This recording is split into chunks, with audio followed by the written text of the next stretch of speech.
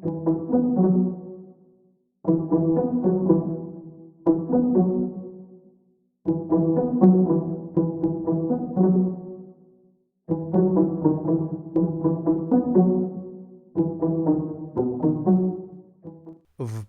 Soaflira Prinsia nanolotra 70 tapitrisa ariary sy fanomezana ho an'ny vahoakany Analalava ary tsy adiniko Analalava satria any ireo havako izay tany nipoirako ho isatrany. Ka ny pisopitsony mahakasika an'izay ny fakafakaina amintsika atao anatin'ity vidéo ity ka manasantsika rehetra anaraka an'ity vidéo ity hatramin'ny farany.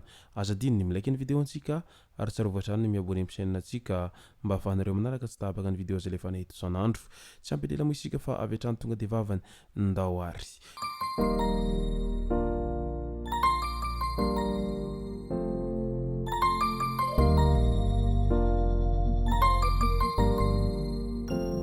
Ny tonga tsy miarahaba hono ny namantesitra ka dia faly miarahaba isika rehetra mpanaraka sy tapaka an'ity chaîne ity ny tenako amin'ity androandroany ity.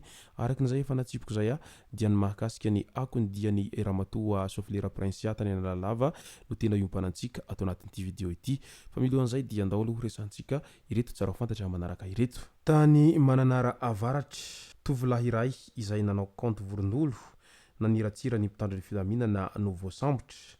Araky ny voalazan'ity tovolahy ity dia nilaza mazava tsara izy tao anatin'izay compte vorondolony izay fa tsy misy ilana azy ny zandary, ny miaramila, ny pôlisy fa mandany volam-panjakana fotsiny ho ity tovolahy izay 20 taona izay niafina tao ambadika ny compte vorondolo sady nampiasa sariny CRNZ Antananarivo ity. Nisy ny fanadihadiana natao momba azy ka noraisim-potsiny tao Antanambe Mananara Avaratra ny alahady lasa teo iny. Nogazana ny finday sy ny solosaina izay nampiasainy izay nahitana ny porofo rehetra mitohaka amin'ny tendany mahakasika an'ity raharaha ity. Tsara ihany ny manamarika fa voararany lalàna izay fanaovana faniratsirana ny mpitandro ny filaminana izay manao ny asany izay ary mety hahavoasa azy izay faniratsirana etsiroa sy ny fanaratsiana ny mpitandro ny filaminana izay. VGV tany Mampikony indray natomboka izy ireo tamin'ny andro ny 7 Martsa 2024 tamin'ny alalan'ny dihy ho fanamafisana ny firaisankina sady fanatanjahantena tao amin'ny stady Tjaotody George ny hetsika fanamarihana ny andro iraisam-pirenena ho an'ny vehivavy na 8 Martsa tao amin'ny distrikany Mampikony. Tako na tsy hita foana ny vehivavy Mampikony hatrizay tsy hita taratra mandray andraikitra mivantana amin'ny sehatry ny fampandrosoana kanefa misy ny vehivavy miasa manana ny maizy azy sy ny fahaizana ary mendrika ao amin'ny distrikany Mampikony ka manomboka izao tsy mila matoritory isika vehivavy fa mila mijoro sy mandray andraikitra ary sahia isika ho hiatrany Namorosoa Marguerite filohan'ny fikambanana VGV na vehivavy malagasy vonina ao Mampikony nandefa hafatra ho an'ny mpikambana amin'izao fanombohan'ny fanamarihana ny andro iraisam-pirenena ho an'ny vehivavy izao. Ho firaisampo amin'ny mpiarabelona sady fankaherezana ireo vehivavy marefo voaterabao sy mandalo tsy fahasalamana tamin'iny andro ny vehivavy iny dia nitondra fanomezana vola anaty valopy sy menaka savony, vovo-tsavony, sira sy ny sisa ireo tamin'iny andro ny 8 Marsa iny teny amin'ny hôpitaly be tao Mampikony tao. Tanteraka izany rehetra izany noho ny tohana sy fanampiana nataony DG Gisbert Tsarahita izay filohamboninahitry ny fikambanana. Nitohy ary niavaka sy nitalakotroka ny fanamarinana ny andro ny 8 Martsa tao Mampikony izay natomboka tamin'iny andro ny 7 Martsa iny. Ao anatin'izay fankalazana andro ny 8 Martsa izay hatrany tany amin'ny distrikany Sofiny hatrany izay tany amin'ny commune Ambanivohitry Ambatoria Est any amin'ny distrikany Bialanana any dia tsy dia tsara loatra ny fankalazana an'izay andro ny 8 Martsa izay ho an'ny vehivavy tany an-toerana satria dibo-drano ny tanàna noho izay fiakaran'ny rano vokatry ny rotsakorana any an-toerana izay.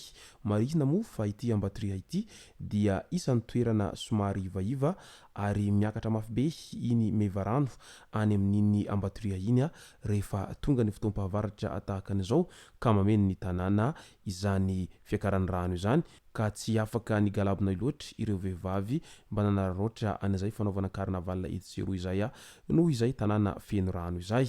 Tetika sagoavana maro no tanterahany fanjakana any Mahajanga araky ny nivohitra nandritra ny filan-kevitry ny minisitra natao tany an-toerana tany. Nitondra ny fanazavana misimisy momba izany ny filohan'ny repoblika nandritra ny tafa izay nataony tamin'ny vahoakany Mahajanga tamin'iny andro ny afako omaly iny. ankoatra ny fihaonana dia nisy ny fametrahana amin'ny fomba ofisialy ny parc solaire ao amin'ny fokontany Manjarisoa Mahajanga.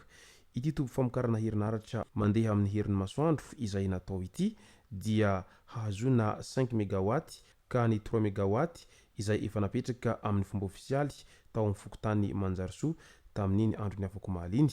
Ny 2 mégawatt kosa dia batterie de stockage izay napetraka ao Amborovy.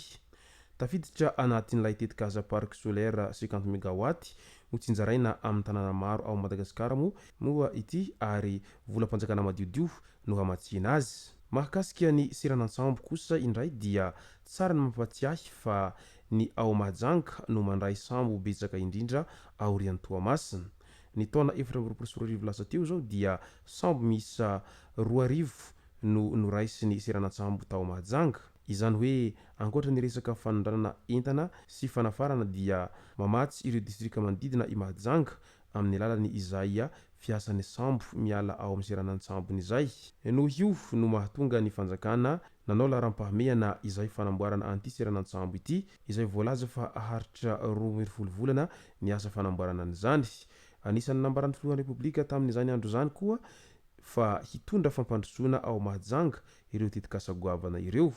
Tafiditra amin'izany ny fanamboarana manontolo ny lalana RN4 sy ny lalana ao Mahajanga tanàna, ao koa ny fananganana tanàna vaovao any Ampahiry Mahitsy izay mirefy 730 har. Ndao amin'izay ho resantsika ny mahakasika ny akony dian'ny Ramatoa Soflera Prinsia tany Analalava tany.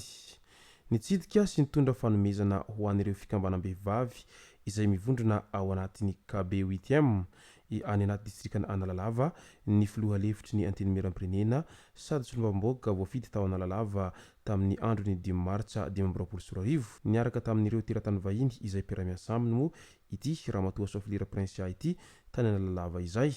Niarahaba ireo vehivavy rehetra sady nirary izy ireo hahatratra 5 Martsa 2024 izay fanamarihana ny andro iraisam-pirenena ho an'ny vehivavy. Nanolotra 7 tapitrisa ariary ho an'ny fikambana-vehivavy KB 8e ao amin'ny komina Analalava ary 40 tapitrisa ariary kosa ho an'ny komina 40 ambiny izay mandrafitra ny distrikany Analalava. Hita ao anatin'izany ny komina 50 ankoatra ireo notolorana vary sy menaka, farine, siramamy sy ny sisa, ireo mpino-silamo miatrika ny volana Ramadany.